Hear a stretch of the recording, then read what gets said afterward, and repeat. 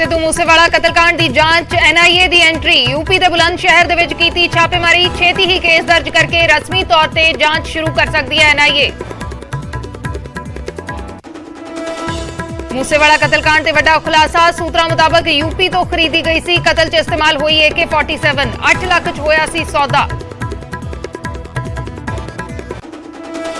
कल होगा मान कैबिनेट का विस्तार 4 तो 5 नवे चेहरिਆਂ ਨੂੰ कैबिनेट मिल सकती है थां अमन अरोड़ा का मंत्री बनना लगभग तय। रेप केस च फसे साबका विधायक सिमरजीत बैंस अज कर सकते हैं सरेंडर। कल बैंस के भरा करमजीत नूं कीता सी गिरफ्तार। कोर्ट ने रेप केस च बैंस नूं भगौड़ा दिता है करार। पैरोल ते जेल तो बाहर आए राम रहीम नूं लैके डेरा प्रेमियों का गंभीर इल्जाम कहा है असली नहीं नकली बाबा। असली डेरा मुखी के अगवा होने का जताया शक। हाई कोर्ट च पिटीशन दाखिल करके जांच की कीती मांग। बठिंडा कोर्ट च पेशी लई लैके आए गैंगस्टर राजवीर ने जेल प्रशासन से लगाए टॉर्चर करने के इल्जाम। कहा जेल च बुरी तरह नाल कुटिया गया केस भी कीते गए कतल। जानो मारन दीयां धमकियां देण दे भी लगाए इल्जाम। कैदी राजवीर के इल्जामां ते SGPC ने भी की जांच की मांग। हरजिंदर धामी बोले जेल च केस कतल करना बेहद गंभीर घटना सरकार करे सख्त कार्रवाई। बेअदबी केस SIT की रिपोर्ट तो बाद विरोधियों ते हमलावर होया अकाली दल। कहा जांच साडी बेगुनाही हुई साबित। बेबुनियाद इल्जामां लई कांग्रेस ते आप मंगण माफी। रिपोर्ट च अकाली दल की भूमिका का जिक्र नहीं। राम रहीम नूं दस्सिया गया है मुख साजिशकर्ता। फजिलका च भयानक सड़क हादसा कार ते ट्रैक्टर ट्रॉली की टक्कर च राजा वड़िंग दे PA की मौत।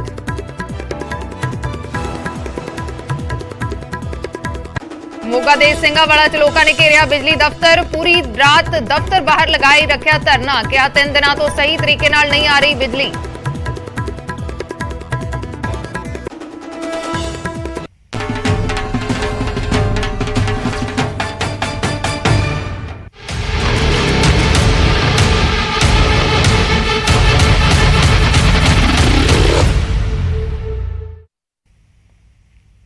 सत श्री अकाल, मैं अर्शदीप संधू न्यूज़ 18 पंजाब हरियाणा हिमाचल देख रहे दर्शकों का स्वागत है। शुरुआत करते हैं वड्डी खबर दे नाल। सिद्धू मूसेवाला कतलकांड ते वड्डी खबर है।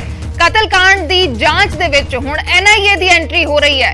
NIA ने सबूत जुटाने शुरू कर दिते ने। नैशनल इन्वेस्टिगेटिव एजेंसी की एंट्री हो गई है। इस कतलकांड की जांच दे विच NIA ने सबूत जुटाने शुरू कर दिते ने। सूत्रों के मुताबिक वड्डी खबर है NIA दे वल्लों यूपी दे बुलंदशहर दे विच छापेमारी की गई है। सिद्धू मूसेवाला कतलकांड दे नाल जुड़ी ये पूरी जानकारी है। NIA जल्द जांच शुरू कर सकती है। सिद्धू मूसेवाला दे परिवार दे वल्लों भी इसकी मांग की गई सी कि NIA या फिर CBI जांच करे। नैशनल एजेंसीज जिहड़ियां ने ओ जांच करन इस मामले दी। तां हुण NIA दी एंट्री इस मामले दे विच हो रही है। NIA दे वल्लों सबूत जुटाए जा रहे ने ते छेती ही NIA रस्मी तौर पर केस दर्ज करके जांच शुरू कर सकती है। NIA दे वल्लों यूपी के बुलंदशहर दे विच छापेमारी भी की गई है। शंकर आनंद साडे सहयोगी जुड़े ने दिल्ली तो होर जानकारी दे लई। शंकर, क्या कुछ जानकारी आपके पास? देखिए 29 मई को सिद्धू मूसेवाला की हत्या हुई थी, जो पंजाबी सिंगर रहा है। और जिस तरह से इस मामले में शुरुआती तौर पर पंजाब पुलिस जो काफी इन्वेस्टिगेशन को आगे बढ़ाई और इस मामले में अभी भी लगातार पूछताछ कर रही है। और इसी मामले पर दिल्ली पुलिस की सेल ने भी काफी इन्वेस्टिगेशन को आगे बढ़ाते हुए कुछ आरोपियों को गिरफ्तार किया। लेकिन जैसे जैसे तफ्तीश का दायरा बढ़ता जा रहा है, कई महत्वपूर्ण जानकारियां मिलती जा रही हैं। लिहाजा इस मामले पर अब NIA जांच की भी अनुशंसा जल्दी हो सकती है, क्योंकि जिस तरह से इस मामले में कल भी NIA की टीम ने एक उत्तर प्रदेश में कुछ स्थानों पर छापेमारी की थी, तो एक तरह से अंदाजा लगाया जा रहा है कि NIA शुरुआती तौर की तमाम जो सबूतों को इकट्ठा करने में लगी है और तमाम सबूतों को इकट्ठा करने के बाद इस मामले की इन्वेस्टिगेशन औपचारिक तौर पर उस मामले को दर्ज करके स्टार्ट कर देगी। तो इस मामले में तमाम औपचारिकताओं को पूरा करने में ही NIA की टीम लग चुकी है। जी, तो रस्मी तौर पर जल्द जांच शुरू हो सकती है। शंकर, आप बने रहना। रस्मी तौर पर जल्द जांच शुरू कर सकती है NIA। केस दर्ज करके रस्मी तौर पर NIA इस केस दे विच जांच शुरू कर सकती है। NIA दे वल्लों यूपी के बुलंदशहर दे विच छापेमारी की गई है। सिद्धू मूसेवाला कतलकांड की जिथे जांच हो रही है, उस जांच दे विच हुण नैशनल इन्वेस्टिगेटिव एजेंसी की एंट्री हो रही है। NIA ने सबूत जुटाने शुरू कर दिते ने। यूपी के बुलंदशहर दे विच ਛਾਪੇਮਾਰੀ ਕੀਤੀ ਗਈ ਹੈ। ਤੇ ਇਸੇ ਮਾਮਲੇ ਦੇ ਨਾਲ ਜੁੜੀ ਵੱਡੀ ਖਬਰ ਹੈ, ਇੱਕ ਵੱਡਾ ਖੁਲਾਸਾ ਹੋਇਆ। यूपी ਤੋਂ ਹਥਿਆਰ ਤਸਕਰਾਂ ਦੀ ਭੂਮਿਕਾ ਸਾਹਮਣੇ ਆਈ ਹੈ। ਬੁਲੰਦ ਸ਼ਹਿਰ ਤੋਂ 8 ਲੱਖ ਦੇ ਵਿੱਚ AK-47 ਖਰੀਦੀ ਗਈ ਸੀ। AK-47 8 ਲੱਖ ਦੇ ਵਿੱਚ ਬੁਲੰਦ ਸ਼ਹਿਰ यूपी ਦੇ ਬੁਲੰਦ ਸ਼ਹਿਰ ਤੋਂ ਖਰੀਦੀ ਗਈ ਸੀ। NIA ਨੇ ਬੁਲੰਦ ਸ਼ਹਿਰ ਦੇ ਖੁਰਜਾ 'ਚ ਰੇਡ ਕੀਤੀ ਹੈ। ਜੋ ਅਸੀਂ ਪਹਿਲਾਂ ਜਾਣਕਾਰੀ ਦੇ ਰਹੇ ਹਾਂ ਕਿ NIA ਦੀ ਇਸ ਕੇਸ 'ਚ ਐਂਟਰੀ ਹੋ ਗਈ ਹੈ। NIA ਨੇ ਇੱਕ ਸ਼ਖਸ ਨੂੰ ਹਿਰਾਸਤ ਦੇ ਵਿੱਚ ਲਿਆ ਹੈ। ਕੁਰਬਾਨ ਇਮਰਾਨ ਗੈਂਗ ਦੇ ਮੈਂਬਰ ਨਦਮੀ ਨੂੰ ਫੜਿਆ ਹੈ। 8 ਲੱਖ ਰੁਪਏ ਦੇ ਵਿੱਚ ਬੁਲੰਦ ਸ਼ਹਿਰ ਤੋਂ AK-47 ਖਰੀਦੀ ਗਈ ਸੀ। ਜੋ ਜਾਣਕਾਰੀ ਸਾਹਮਣੇ ਆ ਰਹੀ ਹੈ ਸੂਤਰਾਂ ਦੇ ਮੁਤਾਬਕ, ਜਿਸ AK-47 ਦਾ ਕਤਲ ਦੇ ਵਿੱਚ ਇਸਤੇਮਾਲ ਹੋਇਆ ਹੈ ਉਹ यूपी ਦੇ ਬੁਲੰਦ ਸ਼ਹਿਰ ਦੇ ਵਿੱਚੋਂ ਖਰੀਦੀ ਗਈ ਹੈ। यूपी ਦੇ ਹਥਿਆਰ ਤਸਕਰਾਂ ਦੀ ਭੂਮਿਕਾ ਇਸ ਮਾਮਲੇ ਦੇ ਵਿੱਚ ਸਾਹਮਣੇ ਆ ਰਹੀ ਹੈ। NIA ਦੇ ਵੱਲੋਂ ਛਾਪੇਮਾਰੀ ਕੀਤੀ ਗਈ ਹੈ ਤੇ ਛਾਪੇਮਾਰੀ ਦੇ ਵਿੱਚ ਇੱਕ ਸ਼ਖਸ ਨੂੰ ਹਿਰਾਸਤ ਦੇ ਵਿੱਚ ਲਿਆ ਗਿਆ है। साढ़े सहयोगी शंकर आनंद लगातार जुड़े हुए ने पूरी जानकारी के लिए। शंकर, इस मामले में क्या कुछ जानकारी? हथियार तस्करी का मामला सामने आ रहा है और क्या ये वही हथियार हैं जिनका इस्तेमाल हुआ है? देखिए, 29 मई को जब सिद्धू मूसेवाला की हत्या हुई थी उसी वक्त में ये इनपुट्स आ रहे थे कि AK-47 का प्रयोग किया गया है, लेकिन AK-47 को उस हथियार को बरामद करना वो काफी महत्वपूर्ण कार्य रहा था। तो इस मामले में पंजाब पुलिस काम कर ही रही है, दिल्ली पुलिस की टीम भी काम कर रही है, लेकिन कल जिस तरह से बकायदा इस मामले में NIA की टीम अचानक बुलंदशहर के खुर्जा इलाके में पहुंची और खुर्जा में पहुंचने के बाद नदीम नाम के एक शख्स को हिरासत में लेकर अपने साथ में गई है। तो अब इस मामले पर एक काफी जो कहा जा सकता है संभावना जताई जा रही है कि सबसे पहले इस केस को रजिस्टर किया जा सकता है। इसके साथ ही इस मामले में AK-47 का जो वो एक ये जानकारी मिल रही है कि उस AK-47 को नदीम ने ही बेचा था और वो 8 लाख रुपए में एक AK-47 हथियार को बेचा था। और नदीम का अगर बैकग्राउंड की अगर बात करें तो इसके पिता का नाम कुर्बान अंसारी रहा है। कुर्बान अंसारी पहले वो एक बहुत ही चर्चित हथियार तस्कर रहा है। कुर्बान अंसारी हालांकि पिछले कुछ दिनों पहले कोविड की वजह से कुर्बान अंसारी की मौत हो गई, लेकिन नदीम जो है उस काम को आगे बढ़ा रहा था। नदीम और उसके साथ में कई और भी लोग इस काम को आगे बढ़ा रहे थे। तो नदीम नाम के एक हथियार सप्लायर को कल हिरासत में लिया गया है NIA के द्वारा। अब आगे इस मामले में पूछताछ की जाएगी कि किस तरह से इस मामले में सिद्धू मूसेवाला हत्याकांड में उत्तर प्रदेश से कनेक्शन जुड़ा है, किस तरह से अवैध हथियारों की सप्लाई पंजाब की गई और उसी हथियार का प्रयोग उस हत्याकांड को अंजाम देने में किया गया है। तो निश्चित तौर पर कहा जा सकता है कि जैसे जैसे तफ्तीश का दायरा बढ़ता जा रहा है कई महत्वपूर्ण जानकारियां सामने आती जा रही है और उसी तफ्तीश के दौरान में कुर्बान अंसारी के बेटे नदीम का नाम सामने आया और नदीम को अपने साथ में लेकर NIA की टीम गई है। ये खुर्जा की अगर बात करें तो खुर्जा में मोहल्ला चौहट्टा है, एक स्थान है मोहल्ला चौहट्टा में ही नदीम का घर है। और साल 2016 में कुर्बान अंसारी जो है, जो नदीम के पिता है, उसको स्पेशल सेल ने गिरफ्तार किया था, दिल्ली पुलिस की स्पेशल सेल ने। और उस वक्त सोचिए तकरीबन 1 करोड़ रुपए के अवैध हथियारों के साथ में उसे गिरफ्तार किया था, जिसमें कि वो अवैध हथियार जो थे पाकिस्तान से जुड़ा था कि पाकिस्तान से उन हथियारों को मंगाया जाता है। तो AK-47 हथियार जिसका चर्चा हो रही है, जिस हथियार को तलाशा जा रहा है, इस मामले में भी एक कयास लगाया जा रहा है कि उस सेक्शन विदेश से जुड़ सकता है और उस हथियार को बरामद करना जिससे सिद्धू मूसेवाला की हत्या हुई थी उसको बरामद करना जांच एजेंसी उस कार्य में जुट चुकी है। जी शुक्रिया शंकर पूरी जानकारी के लिए। तो शंकर जानकारी दे रहे सी इस मामले दे विच कि किस तरीके दे नाल NIA दी एंट्री इस केस दे विच हो रही है। NIA दे वल्लों यूपी दे विच बुलंद शहर दे खुर्जा च छापेमारी की गई है। एक हथियार तस्कर नूं हिरासत दे विच लिया गया है। तो सिद्धू मूसेवाला कतलकांड दी जांच दे विच हुण NIA दी एंट्री हो रही है। मनोज राठी साडे सहयोगी जुड़ गए ने लाइव इस वेले। मनोज, किवें देखिया जावे कि कुछ जानकारी तुहाडे कोल यूपी तक हुण कनैक्शन जुड़दे नजर आ रहे ने। यूपी तो एक हथियार तस्कर नूं NIA ने हिरासत च लिया है। दो चीज़ां ने, एक यूपी दे नाल कनैक्शन जुड़ रहा है, हथियारां दी तस्करी दा मामला है, दूसरा NIA दी हुण इस केस दे विच एंट्री हो रही है।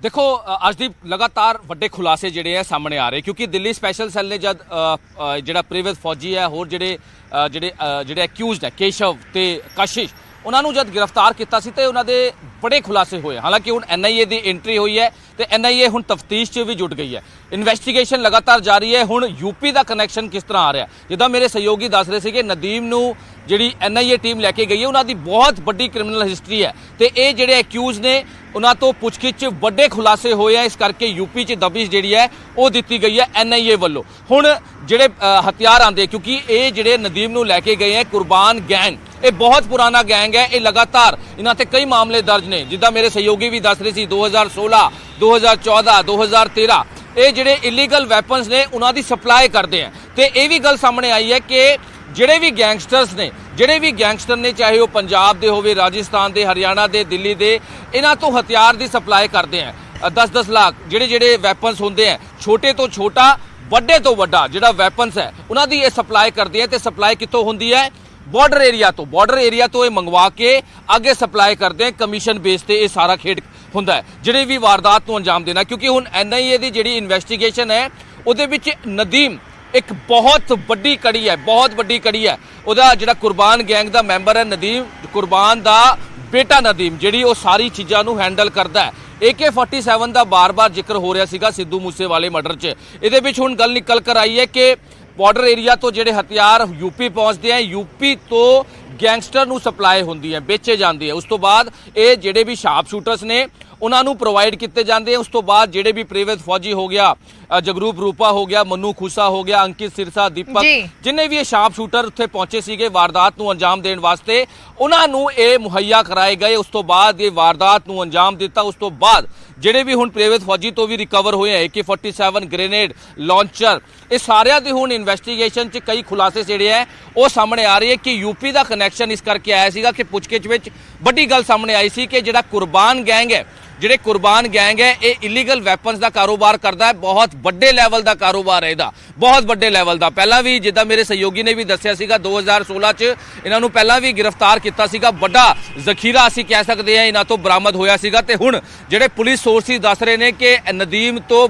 ਵੱਡੀ ਪੁੱਛਗਿੱਛ 'ਚ ਕਈ ਵੱਡੇ ਖੁਲਾਸੇ ਜਿਹੜੇ ਆ ਹੋ ਸਕਦੇ ਆ ਕਿ ਆਖਿਰ ਕਿੰਨੇ ਹਥਿਆਰ, ਕਿੰਨੇ ਇਲੀਗਲ ਵੈਪਨ, AK-47 ਦੇ ਨਾਲ ਹੋਰ ਵੀ ਲੇਟੈਸਟ ਵੈਪਨ ਜਿਹੜੇ ਆ ਉਹ ਗੈਂਗਸਟਰਾਂ ਨੂੰ ਪ੍ਰੋਵਾਈਡ ਕੀਤੇ ਗਏ। ਕਿਉਂਕਿ ਇਹ DGP, ਪੰਜਾਬ DGP ਨੇ ਵੀ ਪ੍ਰੈਸ ਕਾਨਫਰੰਸ ਜਦ ਕੀਤੀ ਸੀ ਤੇ ਉਹਨਾਂ ਵੱਲੋਂ ਵੀ ਇਹ ਜਾਣਕਾਰੀ ਦਿੱਤੀ ਗਈ ਸੀ ਕਿ ਜਿਹੜੇ ਵੀ ਵੈਪਨਸ ਯੂਜ਼ ਕੀਤੇ ਗਏ ਨੇ, ਮਲਟੀਪਲ ਵੈਪਨ ਯੂਜ਼ ਕੀਤੇ ਗਏ ਨੇ, ਵਾਰਦਾਤ ਨੂੰ ਅੰਜਾਮ ਦਿੱਤਾ ਗਿਆ। ਸਿੱਧੂ ਮੂਸੇਵਾਲੇ ਤੇ ਲਗਾਤਾਰ ਫਾਇਰਿੰਗ ਹੋਈ ਹੈ ਔਰ ਇੱਕ ਨੇ ਨਹੀਂ, ਕਰੀਬ 4 ਤੋਂ 5 ਅਲੱਗ-ਅਲੱਗ ਜਿਹੜੇ ਮਲਟੀਪਲ ਵੈਪਨਸ ਨੇ ਉਹਨਾਂ ਤੋਂ ਫਾਇਰਿੰਗ ਹੋਈ ਹੈ। ਯਾਨੀ ਇੱਕ ਵੈਪਨ ਤੋਂ ਨਹੀਂ, ਅਲੱਗ-ਅਲੱਗ ਵੈਪਨ ਤੋਂ ਜਿਹੜੀ ਹੈ ਫਾਇਰਿੰਗ ਹੋਈ ਹੈ। 4 ਤੋਂ 6 ਜਿਹੜੇ ਵੀ ਸ਼ਾਰਪ ਸ਼ੂਟਰ ਉੱਥੇ ਪਹੁੰਚਦੇ ਨੇ, ਸਭ ਤੋਂ ਪਹਿਲਾਂ ਮਨੂ ਖੁਸਾ ਨੇ ਫਾਇਰਿੰਗ ਕੀਤੀ, ਉਸ ਤੋਂ ਬਾਅਦ ਪ੍ਰੀਵਿਤ ਫੌਜੀ, ਉਸ ਤੋਂ ਬਾਅਦ ਜਿਹੜੇ ਵੀ ਸ਼ਾਰਪ ਸ਼ੂਟਰ ਸੀਗੇ ਨਾਲ, ਉਹਨਾਂ ਨੇ ਸਾਰਿਆਂ ਨੇ टारगेट किया सीगा सिद्धू मूसेवाले नूं और उसके बाद फायरिंग की सी। ये नदीम इस करके अहम है तो NIA की एंट्री इस करके अहम इस पूरे मामले च है क्योंकि हजे भी अर्शदीप कई जिहड़े एक्यूज ने कई जिहड़े शार्प शूटर्स ने हमलावर ने वो हजे भी फरार दसे जा रहे हैं,